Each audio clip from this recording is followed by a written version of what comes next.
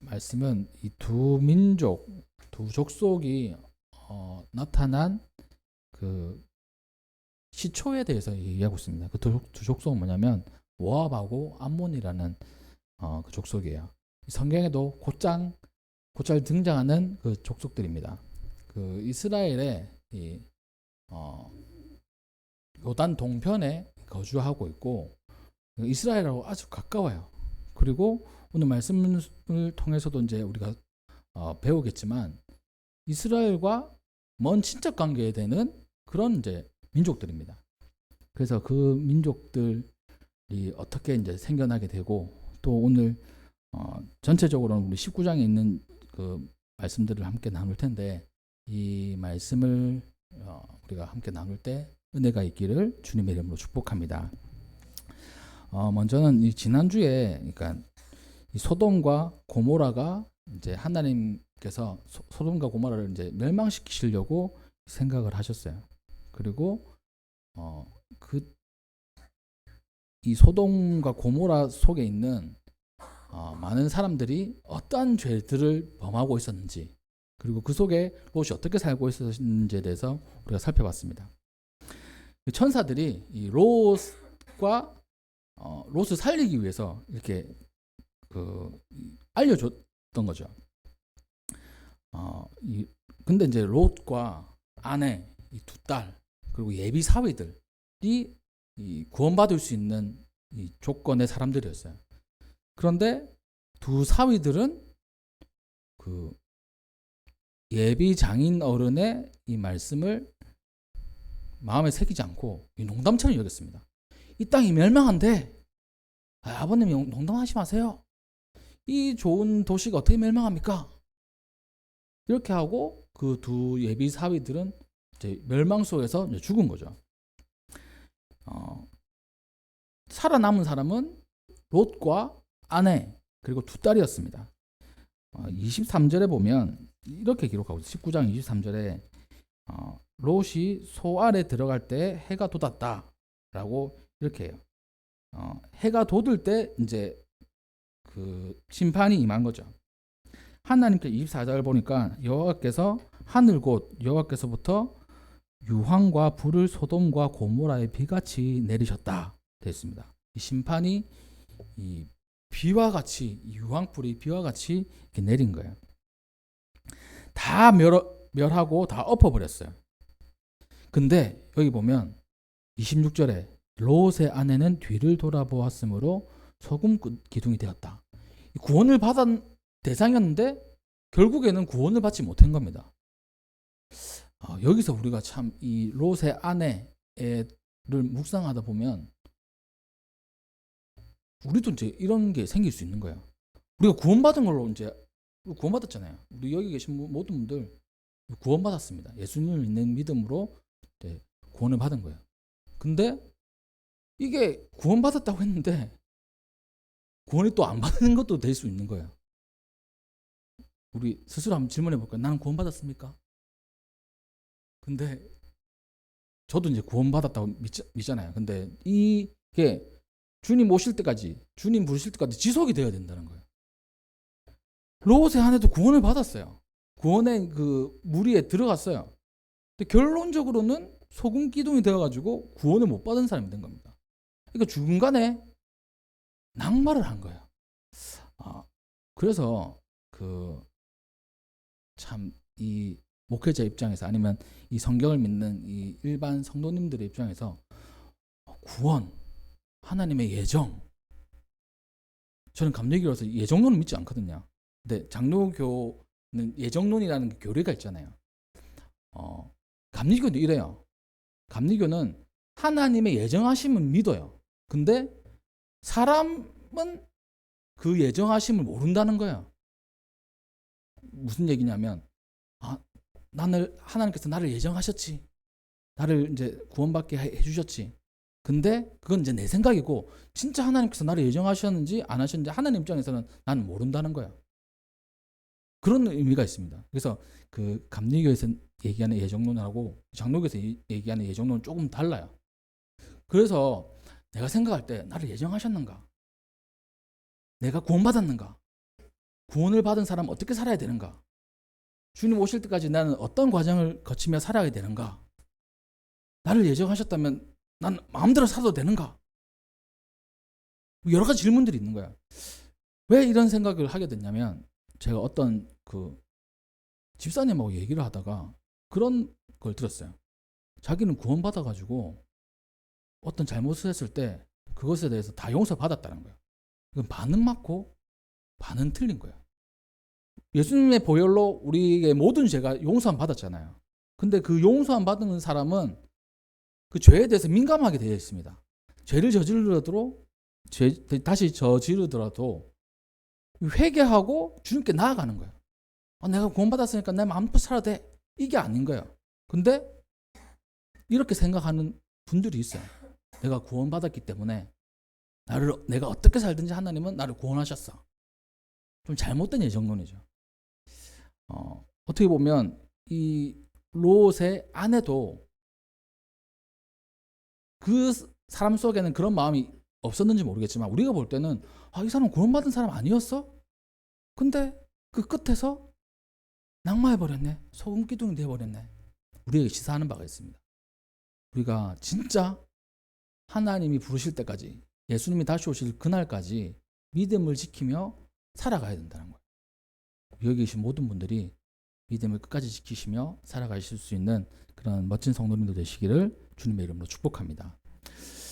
두 번째로 좀 롯의 아내 입장에서 또 우리가 볼 수 있잖아요. 롯의 아내는 왜 뒤돌아봤을까요? 우리 집사님들, 권사님 왜 뒤돌아봤을까요? 그러니까 그 좀 롯의 아내를 부정적으로 보면 자기가 다이아몬드 반지 빼고 안 끼고 왔는데 그 반지 있나? 잘 쓰려나? 이 부정적으로 본다면 좀 긍정적으로 보면 내가 내 숨결이 묻어있는 내 보금자리 그리고 또 우리의 식솔들 그리고 내 친구들 나하고 같이 지냈던 이 둘이서 이제 지금 너무 즐겁게 잘 지내고 있는데 이런 친구들이 있을 거 아니에요. 그 소돔성에도 그 친구들 나는 이렇게 구원받았는데 그 친구들 어떡하지? 그런 안타까운 마음. 두 중에서 어떤 해석하고 싶으세요? 긍정적, 부정적? 인간의 마음으로는 긍정적으로 해석하고 싶어요. 나도 그렇거든요. 뒤를 돌아볼 때 죄라기보다 걱정되는 마음 또 내 추억들 소돔 고모라의 그런 추억들이 많이 있을지 않았겠습니까? 그렇게 보기도 해요. 근데 우리는 어떤지 모르잖아요. 근데 성경은 어떻게 얘기하느냐? 성경은 이렇게 얘기하고 있습니다. 롯의 철을 기억하라. 이 단도직입적으로 얘기를 해요. 이 누가복음 17장에 보면 그날은 심판날입니다. 만일 사람이 지붕 위에 있고 그 세간이 그 집 안에 있으면 그것을 가지러 내려가지 마라. 밭에 있는 자도 그와 같이 뒤로 돌이키지 말아라. 그러면서 롯의 철을 기억하라. 이렇게 얘기하고 있습니다. 누가복음에서 말씀하신 거예요. 그러니까 롯의 철을 인간적인 생각으로 우리가 포장할 수는 있지만 성경은 부정적으로 보고 있어요. 자신의 그 추억이 아니라 자신의 욕심이 담겨 있는 것. 이제 소알이나 다른 데로 도망가면 그 누리던 것들을 다 못 누릴 텐데 아까운 것. 그런 거잖아요. 그래서 우리가 인생을 살아갈 때 또 신앙생활을 할 때 그 과거의 부귀영화, 죄악들을 너무 우리가 바라본다거나 추억하면 하나님 앞에서 이 죄가 될 수 있다는 거야. 네. 하나님 앞에서 죄가 될 수 있다는 겁니다. 그래서 우리는 롯의 철을 기억해야 돼요. 우리가 되돌아보고 가고 싶을 때, 뒤돌아보고 싶을 때, 저는 이제 그 엄마 뱃속에서부터 교회를 다녔기 때문에 신앙생활 전과 후가 이렇게 명확하지 않습니다. 예수님을 믿기 전과 진짜 믿은 후, 인격적인 체험한 후, 전후가 다르긴 하지만 처음부터 교회를 다녀가지고 교회 다니기 전 이런 거 잘 몰라요. 근데 제가 일평생 살아오면서 이제 목사잖아요. 주일을 빼먹은 지 몇 번 될까요? 제가 생각할 때 한 10번 안쪽인 것 같아요. 5번 안쪽인 것 같아요. 근데 그 대부분이 군대에서 빼먹었어요. 군대에서. 군대에서. 보통 때는 잘 갔습니다. 근데 제가 그 1년쯤 지나 상병쯤 됐을 때 GOP라는 곳에서 근무를 했어요. GOP는 철책입니다.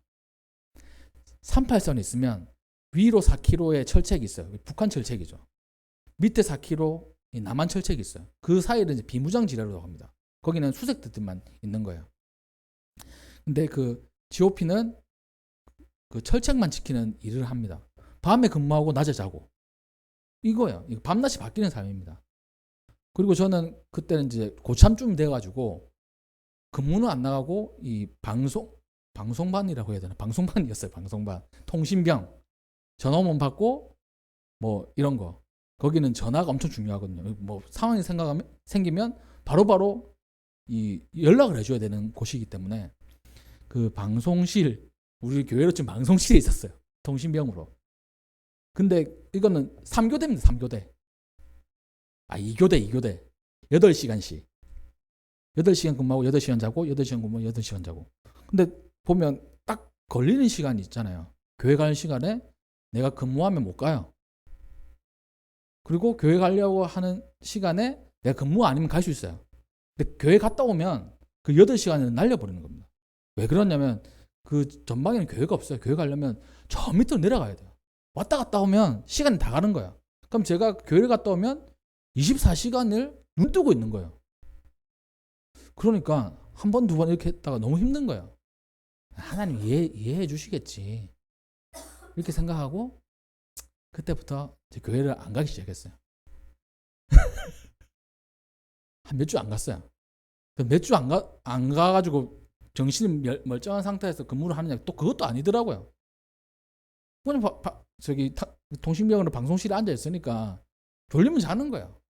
그러다가 그 높은 분이 오는 거를 제가 자고 있어가지고 발견을 못했어요. 그 연락이 오는 거야. 저기서 불빛이 오는데 왜 연락이 없지? 누가 오는 거지? 만약에 저기서 불빛이 온다 그러면 저쪽 그 부대에서 원스타 갑니다. 이렇게 연락을 해줘요. 그럼 여기도 알려줘야 되잖아요. 원스타 갑니다. 알려줘야 되는데 여기 불빛이 보이는데 나한테 연락이 없으니까 초조해진 거예요. 나는 자고 있고. 그때 오신 분이 대대장님이셨어요. 그러니까 그 중령, 우리 대대장님. 저는 이게 방송실에서 이렇게 잔 게 아니고 침상에서 이렇게 누워서 잤어요. 아직 간이 크죠. 그때 대대장님한테 걸린 거예요. 어떻게 됐을까요? 영창을 가거나 군기교육단을 그런 아주 차대한 그 범죄입니다, 사실. 왜냐하면 철책이니까. 근데 그 대대장님이 용서해 주셨어요. 이 녀석 많이 피곤하구나. 이렇게 된 거예요. 왜 그랬냐면 사실 그 혼내도 되는데 제가 대대장님한테 탁구를 쳤거든요. 대대장님하고. 대대장님 우리 초소에 밥을 먹으러 자주 오셨어요. 왜냐면 우리 그 초소에 취사병 저보다 선임이었는데 밥을 너무 맛있게 잘하는 거예요. 그래서 높으신 분들 우리 초소에 오는 거예요. 밥 먹으러. 그러면서 이 탁구를 저하고 쳤거든요. 제가 탁구를 엄청 잘 치지 않는데 장점이 있습니다. 맞춰주는 거 잘해요. 대대장님한테 이길 수 없잖아요. 아슬아슬하게 내가 맨날 지는 거예요. 그걸 잘하는 거예요, 제가. 진짜로. 아슬아슬하게 맨날 지니까 대대장님 기분 좋고 실력도 비슷하니까 저하고 치고 그래서 저를 봐주셨어요. 근데 제 마음속에는 어떤 마음이 있었냐면 내가 교회를 안 가니까 하나님이 교회를 가도 내가 어차피 자고 안 가도 내가 자는구나. 나라를 지켜야 되는데 이거 방송 이거 올려도 되나 모르겠네. 나를 안 지키는 이 군인의 모습, 나태한 군인의 모습이. 하여튼 가도 자고 안 가도 자는데 가고 난 다음에 자는 게 낫겠다 싶어가지고 그 이후로 이제 교회를 간 거예요. 그러니까 그렇게 된 겁니다. 그 교회를 이제 다 계속 간 거예요. 그러면 이제 믿음으로 이제 살려고 선택을 했잖아요. 근데 시간 또 지나다 보면 교회 안 가는 게 편할 때가 있어요. 눈이 와요. 눈이 오면 차로 못 가요. 걸어가야 돼요. 그러면 뒤돌아보는 거야. 그때 교회 안 가고 그냥 잤을 때 행복했는데, 그 생각이 드는 겁니다. 이제 좀 약간 우습게 이렇게 얘기를 했지만 우리 인생 가운데 옛날에 내가 이 죄의 악 속에서 살았던 그 삶이 그리울 때가 있어요. 내가 교회 안 다녔으면 예배 안 드리고 재밌는 데 가고, 또 내가 교회 안 다니고 봉사 열심히 안 했으면 그 남은 시간에 내 취미생활하고 뭐 개인 발전을 위해서 뭐 하고 막 뒤돌아보는 거야. 근데 하나님은 이 뒤돌아보는 거 별로 안 좋아하세요. 앞을 보길 원하시지. 바라기는 그 우리의 인생의 이 뒤를 돌아보는 것은 이 하나님의 은혜를 추억할 때만 뒤를 돌아보시고, 죄 그리고 나쁜 것, 이것으로 이 뒤를 돌아보는 인생이 아니기를 주님의 이름으로 축복합니다. 오늘 첫 번째 메시지가 롯의 철을 기억하는 거예요. 별거 아닌 것 같은데 구원받지 못한 이 롯의 철을 기억하는 것이 우리에게 필요할 것입니다. 두 번째, 여기 29절에 보면 이렇게 되어 있습니다. 하나님이 그 지역의 성을 멸하실 때, 소돔과 고모라를 멸하실 때, 롯이 거주하는 성읍을 엎으실 때 하나님이 아브라함을 생각하사 롯을 그 엎으시는 중에서 내보내셨더라. 그러니까 롯이 예뻐가지고 내보내신 게 아니고 아브라함이 예뻐가지고 롯을 살려주신 거예요.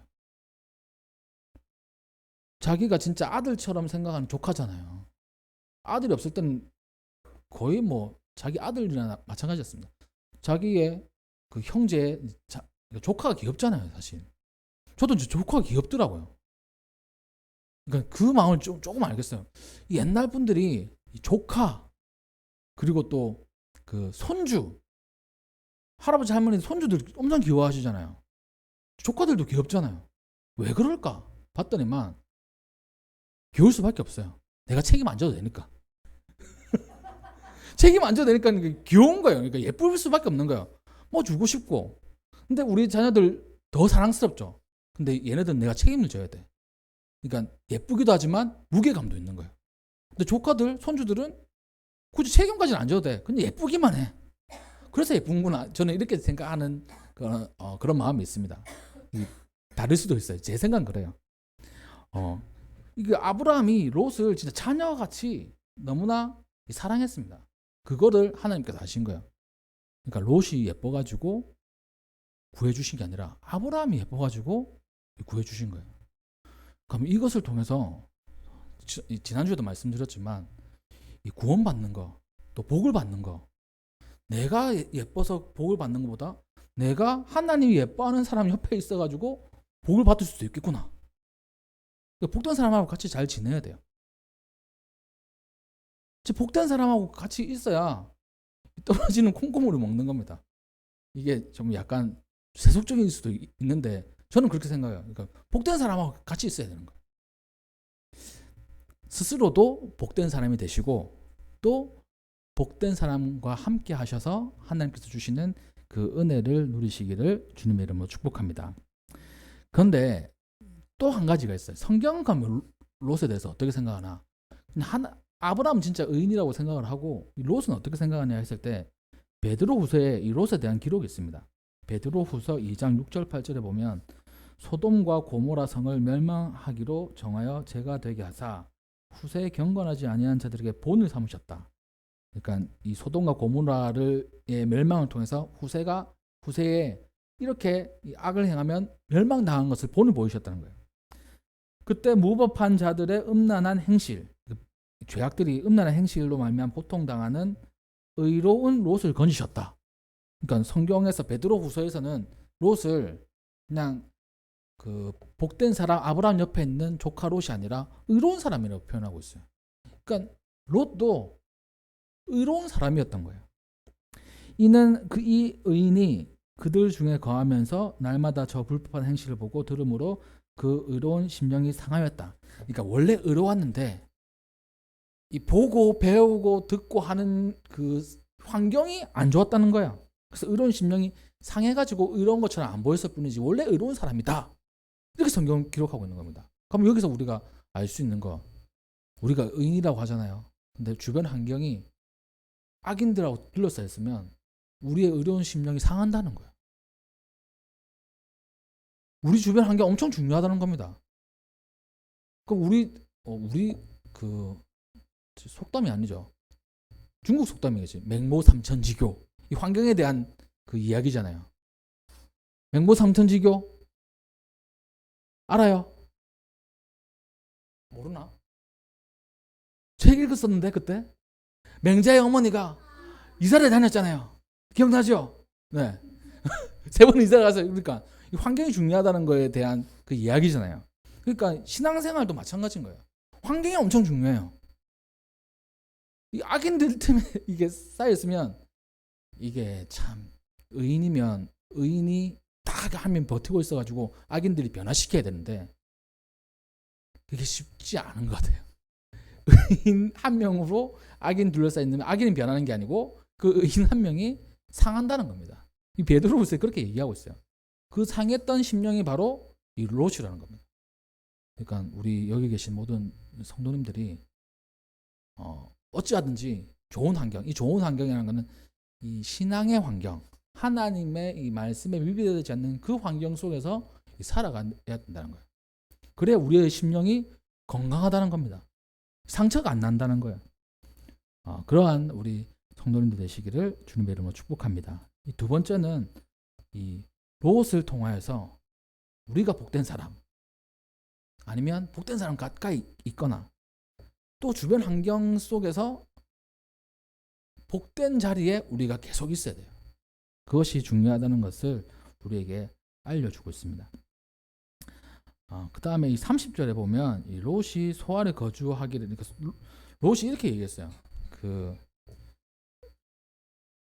천사들은 산으로 도망가라 이렇게 했는데 롯은 천사들에게 산으로 가면 우리가 멸망 당할 수 있으니까 이 소알로 갈게요. 소알에 대한 작은 손으로 갈게요. 이 19장 19절에 그렇게 얘기하거든요. 근데 소알로 피했다가 다시 산으로 피하는 겁니다. 원래 그 자기가 요청해가지고 소알로 피했어요. 그 롯과 두 딸은. 근데 가만히 있어 보니까 안 되겠는 거예요. 다시 산으로 피합니다. 왜 다시 산으로 갔을까요? 그걸 본 거예요. 불덩어리들이 이 성을 파괴하는 걸 본 거예요. 소알도 그 근처니까 하나님이 아직 멈추지 않으셔가지고 여기를 멸망시키면 어떡하지? 덜컥 겁이 난 겁니다. 그러니까 산으로 도망간 거예요. 처음에 하나님의 심판이 있을 거라고 했을 때는 아마 긴가민가 한 것 같습니다. 천사들이 피하라고 하니까 피하는데 심판이 뭐 세봤자 뭐 얼마나 세겠어? 심판이 해봤자 뭐 어느 정도일까? 경험하지 못한 심판 우리는 과소평가할 수 있어요. 근데 진짜 심판을 눈으로 체험하니까 와 겁나는 거예요 진짜. 그래서 여기 있다가는 또 심판받을 수 있을 거라는 두려움 때문에 산으로 다시 피하게 됩니다. 그러니까 하나님의 심판을 우리가 이 과소평가하면 안 돼요. 하나님 구원의 하나님이시기도 하지만 심판하시는 하나님이시기도 하잖아요. 그 심판은 예수님이 다시 오실 때 그렇게 하실 텐데 우리가 경험하지 못했기 때문에 어느 정도인지 몰라요. 근데 체험한 이 롯의 행동을 통해서 우리가 발견한다면 심판은 진짜 두려운 곳이구나. 우리가 하나님의 축복, 하나님께서 이끌어 가시는 그 은혜 이것만 바라보다가는 이 심판을 어떻게 보면 업신여길 수 있거든요. 근데 심판이 있다는 사실을 우리도 계속 기억하고 있어야 돼요. 종말이 있다는 걸 기억해야 돼요. 그래서 종말론적으로 살아가는 거예요. 언제 예수님께서 다시 오실지 모르는. 전에도 제가 한번 말씀드린 적이 있는데 예수님께서 언제 오실까? 라고 했을 때 많은 옛날 어른 목사님들이 수요일 밤 그러니까 눈이 오는 수요일 밤에 오실 것이다. 눈이 오는 수요일 밤에는 교회 아무도 안 올 거잖아요. 그래가지고 그래서 그때 오시지 않을까 막 이렇게 얘기하시는 분들 있거든요. 우스갯소리를 하시는 얘기지만 언제 예수님께서 오실지 모르는 그런 상황 속에서 내가 심판을 경험하지 못했기 때문에 내가 안일하게 살아가고 있지 않는가? 예수님께서 다시 오는 그 장면 내가 모르기 때문에 안일하게 내가 신앙생활을 하고 있지 않는가라는 그런 채찍을 나에게 한번 휘둘러야 돼요. 예전하고 달라. 내가 예전에 열심히 이 정도였는데 내가 안일하게 요즘에 신앙생활을 하고 있네. 바쁘다는 핑계, 또 이제 힘도 약해졌다는 핑계, 뭐 여러 가지 핑계로 그런 마음, 그런 이제 마음의 자세들을 한번 살펴보아야 되지 않나. 이 롯이 그것을 심판을 보고 이게 진짜 장난이 아니구나, 죽을 수 있겠구나, 이렇게 된 거예요. 그래서 우리 성도님들도 이 롯의 행동을 통해서 나의 신앙생활을 한번 점검해 볼 수 있는 귀한 성도님들 되시기를 주님의 이름으로 축복합니다. 그 다음에 이제 마지막인데 이거는 진짜 이해가 안 되는 말씀이에요. 그러니까 산으로 도망간 이 딸들과 이 롯. 근데 이 딸들이 아버지에게 술을 먹이고 그리고 같이 동침을 하게 됩니다. 그래서 이게 이제 한 번이 아니고 여러 번이에요. 이튿날에도 이렇게 되어 있잖아요. 34절에 이튿날 또 그렇게 합니다. 그리고 롯은 그걸 몰라요. 그리고 롯의 두 딸은 아버지로 말미암아서 임신해서 애를 낳았는데 모압과 베나미를 낳았어요. 모압 족속과 암몬 족속의 조상이 된 겁니다. 왜 이 두 딸들은 이 아버지와 결혼하지 않은 딸들이잖아요. 이 아버지와 이렇게 할 생각을 했을까? 어떻게 알았을까? 이 하나님께서 이걸 허락하신 것도 아닌데, 왜냐면 아직 율법이 나오기 전이지만 하나님의 율법에서는 이 아버지 근친상간은 막고 있거든요. 근데 이 사람들은 이렇게 했어요. 왜 이랬을까요? 이 두 딸은 무슨 생각이었을까요? 여기서 이 묵상하는 가운데 깨달은 게 있습니다. 소돔과 고모라에서 살았던 두 딸이었잖아요. 그리고 결혼하기 전입니다. 그러니까 성적인 것에 대해서 잘 알지 못하는 때예요. 처녀니까 잘 모르잖아요. 근데 이런 걸 어떻게 하게 됐을까? 이 어린아이들은 좀 힘들겠지만 어른들은 이 사람들 어떻게 된 걸까? 라고 했을 때 소돔과 고모라에서 보고 듣고 배우고 그리고 느낀 게 이런 건 거예요. 성적인 걸 이렇게 너무나 잘 알게 된 겁니다. 그만큼 타락했다는 거예요. 그 사람들 근친상간 그냥 하는 거예요. 그런 문화에서 살아온 겁니다. 이 두 딸들이. 그러니까 두 딸의 잘못도 있지만 그 문화 속에서 살아왔던 그런 문제도 있는 거예요. 그 앞에 이 얘기가 이제 연결되는 거죠. 이 환경이 얼마나 중요한가. 그런 환경 속에서 이 두 딸이 커왔기 때문에 이러한 범죄를 저지르지 않았나 이렇게 생각이 되어집니다. 이 두 민족의 조상이 되었기도 했지만 근데 결과적으로는 악한 행동이었어요. 그리고 이 두 민족은 하나님 앞에 심판을 받았습니다. 이 모압은 요단 동편에 있는 고원지대 전체를 말하고 수면보다 131m 높은 고지대에 있다고 해요. 롯의 이제 아들이죠.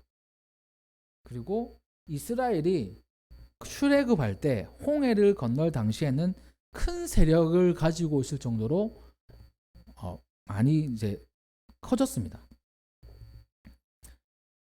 이 암몬 족속과 더불어서 요단 동쪽에 있는 한 종족을 멸망시킬 정도로 힘도 있는 족속이었어요.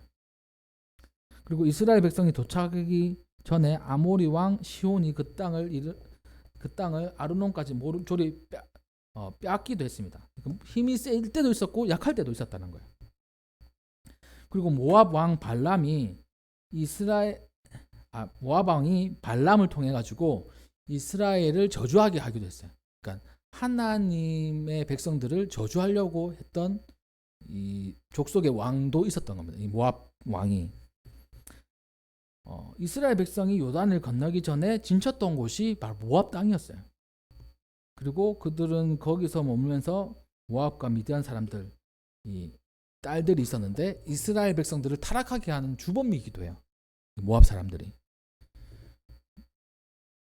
그 사사 시대 때는 모압 왕 에글론이 침입했는데 에웃에게 죽임을 당했고요. 이러한 이제 그 족속이 모압입니다. 근데 이 모압은 신명기 2장 19절에 보면 하나님께서 이스라엘 백성들에게 얘기를 해요. 모압 땅을 모압 족속들을 해치지 마라. 이렇게 얘기해요.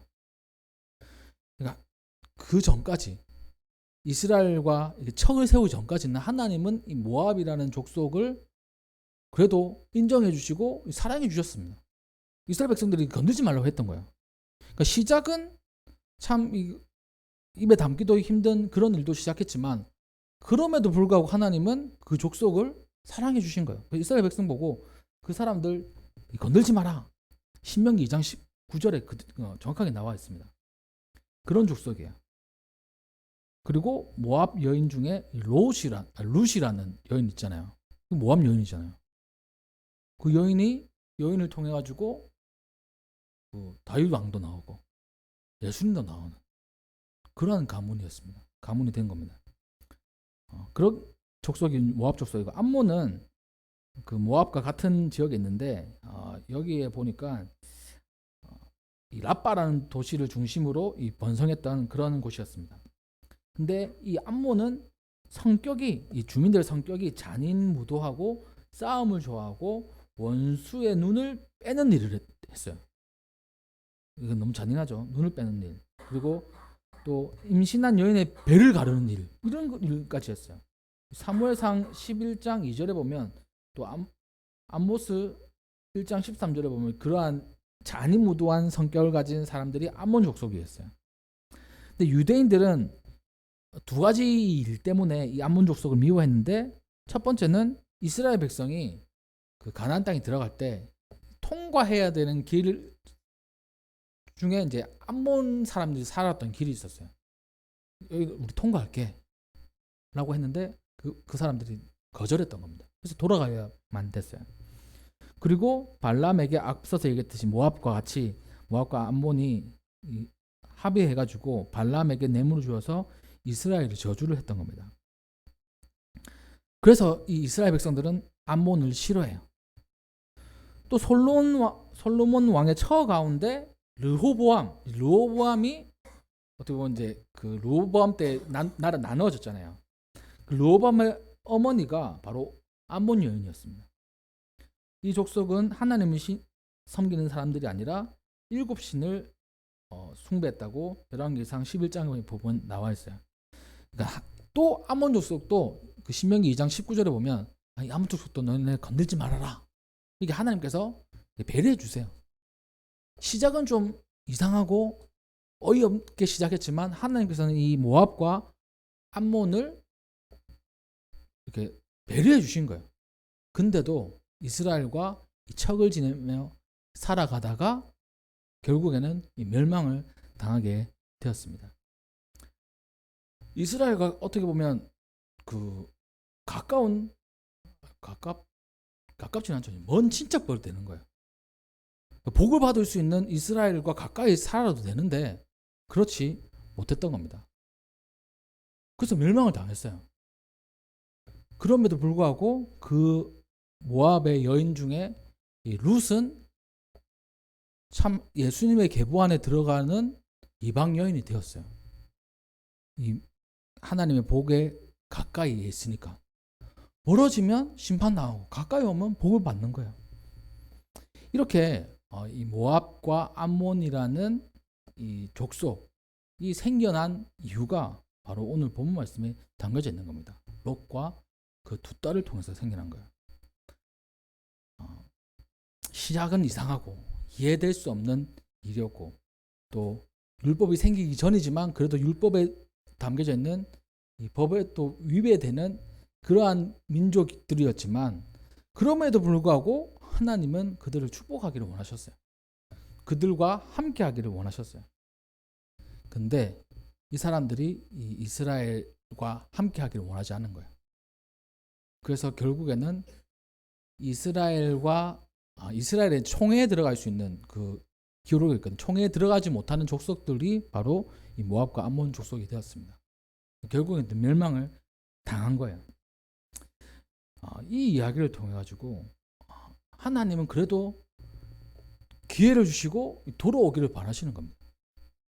시작이 안 좋고 그리고 이해가 안 되는 일로 이 두 민족이 시작되었지만 그래도 하나님은 이들을 보호하시려고 했던 거예요. 근데 그 하나님의 그 은혜를 뿌리치고 살았던 이 두 민족은 사라져 버리는 겁니다. 스스로의 힘을 자만하며 인생을 살아가는 사람들에게는 이러한 일들이 일어난다는 거예요. 그러기에 우리 모든 성도님들이 자만할 게 아니고 나는 사실 모압과 암몬 족속처럼 시작 이상하진 않지만 그래도 막 대단하진 않잖아요. 부족한 것 같잖아요. 미흡하고 약한 것 같습니다. 근데 하나님은 대단하게 사람을 쓰시기도 하지만 보통 약한 분들을 이렇게 들어서 쓰시는 거예요. 연약하고 부족한 사람들을 들어서 써주시는 겁니다. 모압과 암몬을 축복해 주시기를 원하셨지만 그 하나님의 은혜를 차버린 이 모압과 암몬 사람들의 이 생활을 우리가 한번 되새겨 봐야 돼요. 하나님과 가까운 인생을 살아야 된다는 것입니다. 그렇게 우리는 이 참 희한한 저는 그런 생각이 들어요. 성경은 진짜 거룩한 책이잖아요. 거룩한 책이면 저 같으면 제가 성경을 썼다 그러면 이 롯과 이 두 딸 이야기는 뺐을 거예요. 그렇잖아요, 사실. 우리 어떻게 보면 조상들의 치부를 이렇게 쓰는 것보다 좋은 점만 쓰려고 하지 않겠습니까? 근데 이렇게 어떻게 보면 롯을 깎아내려고 하는 건가? 그런 생각도 들기도 하지만 이런 안 좋은 거 안 쓸 것 같아요. 좋은 것만 쓸 것 같아요. 근데 하나님은 이러한 일들을 쓰시면서 우리에게 이제 경고하시는 거예요. 어떻게 살아야 되는지를. 그래서 우리가 거울 삼아서 우리의 삶에 적용을 시켜야 된다는 겁니다. 하나님과 가까운 삶. 하나님은 어떠한 인생이든지 안으려고 하시는 분이다. 근데 그걸 뿌리치면 답이 없다. 이걸 알아야 돼요. 죄악 속에서 살아가도 하나님은 안아주시려고 했다. 근데 그 사람들은 뿌리쳤다. 이건 답이 없는 거야. 답 없는 인생이 아니라 우리는 답을 아는 인생이 되어야 됩니다. 하나님과 복된 사람과 가까이 하는 인생. 그런 인생이 우리의 인생이 되어서 이 복의 주인공들이 되시고 또 복을 많이 누리시는 우리 성도님들 되시기를 주님의 이름으로 축복합니다. 기도하겠습니다.